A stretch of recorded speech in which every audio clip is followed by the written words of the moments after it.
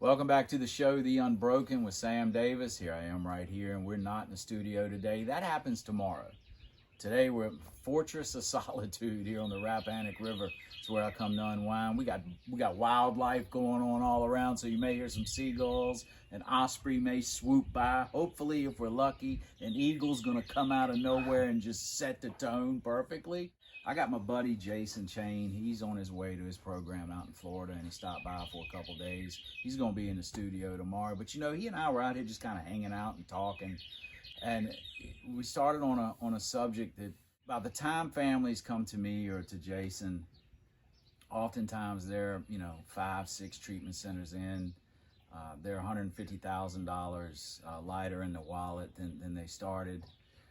And they have no hope whatsoever. And we've got some opinions on kind of how that happens, and we're just going to talk about a little bit of that today. And we're going to get into some more of that in the studio tomorrow, and that episode will drop next Sunday. But we just kind of wanted to give you a taste and kind of some insight of what we're talking about here on the porch. Jason, man, I'm glad you're here, buddy. Thank you. It was a heck of a trip. Busted your eardrum. We were at the doctor last night. Yeah. I wasn't expecting that. Lost your luggage. Didn't get your luggage till today. But I'm glad you're here, man. I had a good time with you. So you're seeing, we were talking about it, families calling you just tapped out financially, emotionally. Where's all this coming from, you think? Well, I think the focus in the last, 15 and more like the last 10 to 5 years has really been moving away from like mom and pop shops, like families that own treatment centers, into more of a corporate model. What's that look like? Well, you might have had a place that might have had 15, 20 beds. We're doing this work that's very intimate, and they had kind of a ethos in the way they did things, and they weren't really worried about marketing because there wasn't that many places, and there was not a lot of competition. If you were good, people knew you were good, and that caught like fire, and it passed around, and people by word of mouth would find your program. The world has moved in such a different direction now that that's no longer possible, and like where I grew up in Texas, small town, I can still remember it was the early 80s, and Walmart came to town, and we used to have this downtown, just like kind of most small towns that Urbana's kind of the same way. You got your kind of picturesque Main Street downtown. We had an Army Surplus store. We had Lonnie Hicks shoe store. We had all these different places that each had a specialty. And Walmart came, and we had one of the first Walmarts. It's a small one compared to the ones I see now. The big, the big airport hangar like style that they do now. But it did have a very hard effect on my town, and it brought in kind of a big way of doing things, and the smaller places that charged more, that had more craftsmanship and believed in what they did a lot more, it kind of got pushed out. And the Main Street died, and everyone went to Walmart because it's the way they could get everything in one place. It was fast, it was easy, and it was convenient, and it was cheap. Yeah, same thing in my town, where I knew the store owners. My mom and dad knew the store owners. You could go in there, they knew my size. They would take me over to the rack and say, hey, we got something in that I think you're gonna like, Sam. Oh, really, Buster Sonny? Browns. You know what I mean? Yeah, some Buster Browns. We did have the used shoe store in Victoria. That's where I got my shoes from. But it was just personal. It was better service. And then we had a Walmart that opened up out on the outskirts of town. Yeah, and it's a completely different experience. Yeah, you can get everything that you need in one spot, but it's the service is just not there. The quality isn't there. Yeah. So I avoid Walmart at all costs. Nothing really against Walmart. Look, they had a hell of a business model, and they're killing it. Hats off to you, but I'm going to support the smaller places because I get better service. From what I can see is that model has really become pervasive in treatment. I was looking yesterday, just Googling how much private equity is in the treatment sector now, and it's just a growing number. And in my experience, independent providers like me and people like me that have smaller programs, more intimate places are finding it really hard to compete in today's landscape and exist, because the bigger places are either coming and buying us up because we can't compete anymore and we're having a tough time making it financially. And what do you mean compete? Like, I mean, you're talking about on the Google, because everybody, when there's a problem, they go to Google. I mean, there are not enough treatment centers to treat everybody that needs help. There's going to be still, I bet there's 25,000 treatment centers in the United States now. When 20 years ago when I started in this field, there's probably 10. But that's changed. Mm-hmm. There's a treatment center for every insurance policy. There's a treatment center for every religion. There's a treatment center for everything that, every decision you could make. There's a treatment center for that now, because they're trying to segment and market us in those ways. But what it does is, what I see now is treatment centers really, if you don't have an inside track on a place, like if you don't have somebody who's guiding you or that knows anything about where you're going, let's say a family's in crisis. Let's say your loved one was smoking weed, and he's been smoking weed for 3 years. He's in high school, and you don't like it, but you're glad he's not on anything hard in your mind, and that maybe he drinks every now and then, but he's not as bad as some of the kids he's growing up with. But let's say that kid thinks he's taking a pill like a Xanax, he ends up fentanyl overdosing, and you're scared to death. Your son almost dies.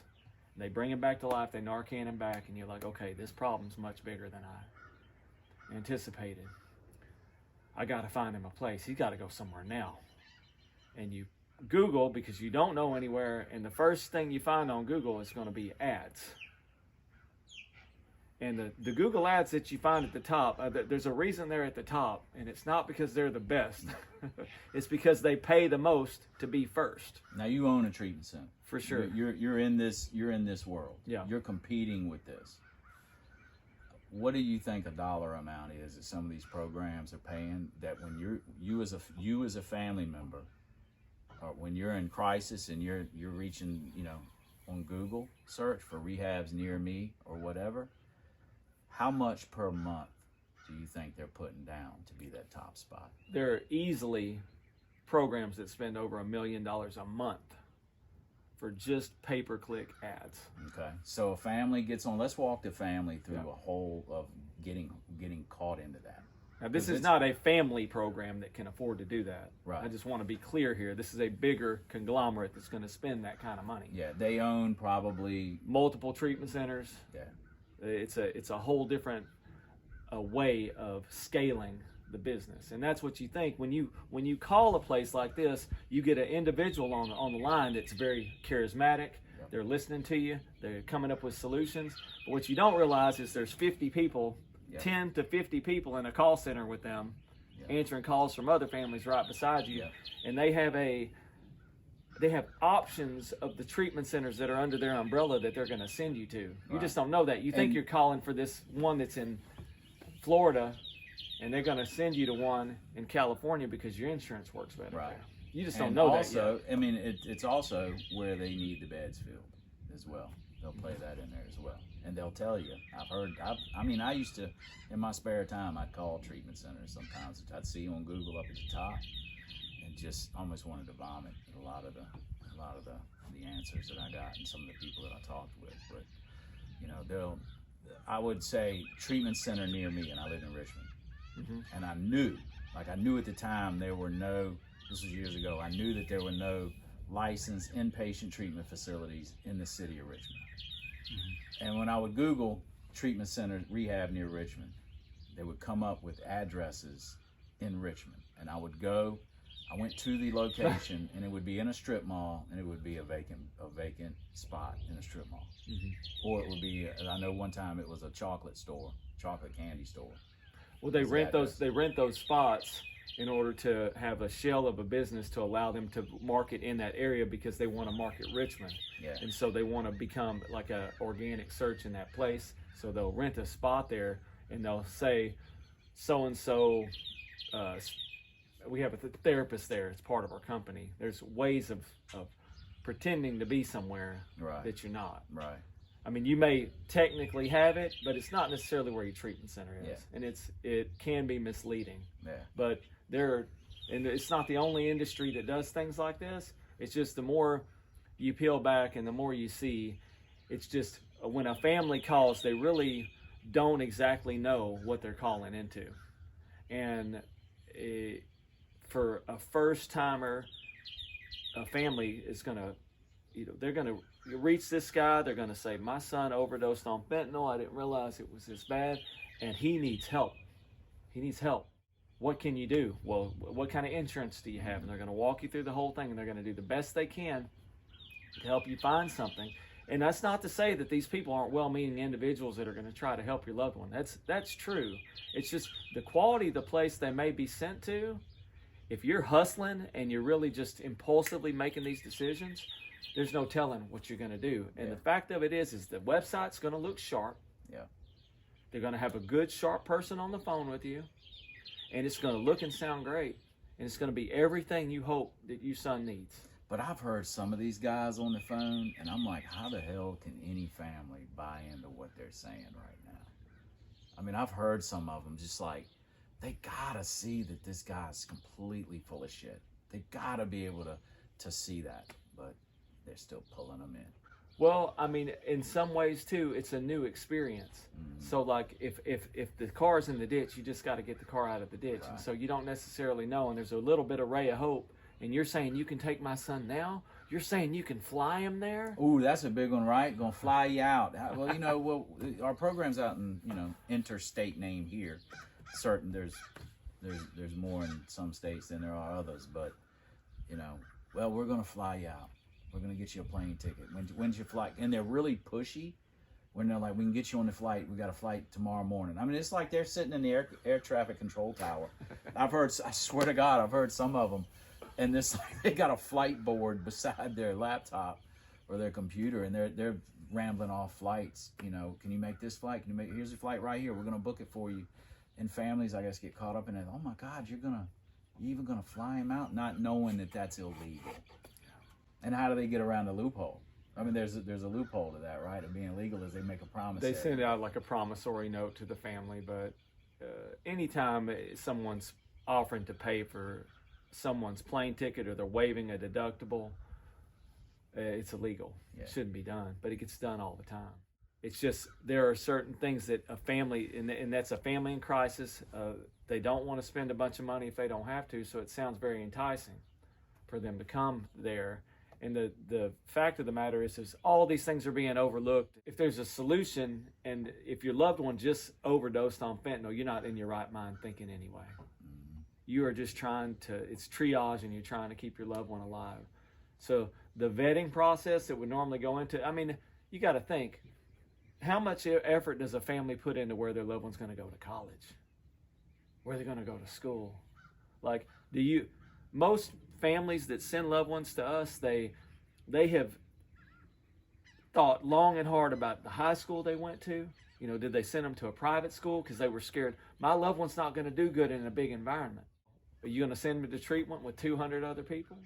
If he didn't do well in a big college, you think all of a sudden this big treatment center, this big mass-produced place is going to be the place for him where he's going to get all this individualized work?